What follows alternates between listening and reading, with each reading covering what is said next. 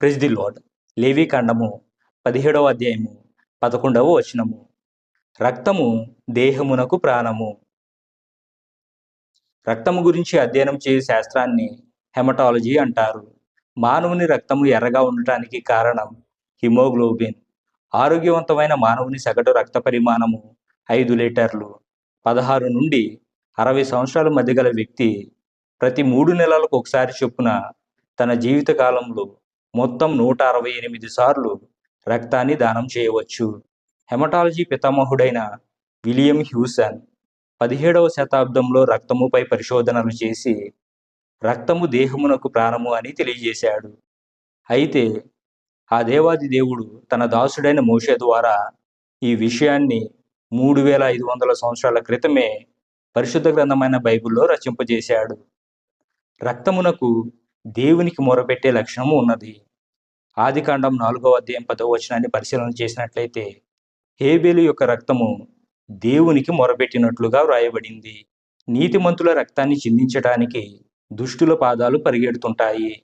వారి యొక్క సంచారాన్ని దేవుడు చూస్తూనే ఉన్నాడు. వారు చిందించిన రక్తానికి తగిన ప్రతిఫలాన్ని దేవుడు ఇవ్వక మానడు.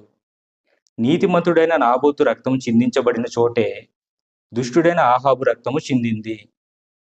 రక్తమునకు మానవుని పాపాలను కడిగివేసే శక్తి కూడా ఉన్నది. పశువులు పక్షుల యొక్క రక్తము మానవుని పాపాలు కప్పి ఉంచుతాయే గాని కడిగివేయలేవు, కొట్టివేయలేవు.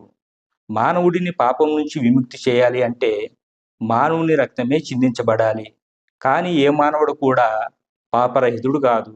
కాబట్టి ఆ దేవాది దేవుడు పురుషుని ఎరగని కన్యక గర్భమున జన్మించి తన పరిశుద్ధమైన అమూల్యమైన రక్తాన్ని మన కొరకు కార్చి మనలను పాపరహితులుగాను పరిశుద్ధులుగాను మార్చారు.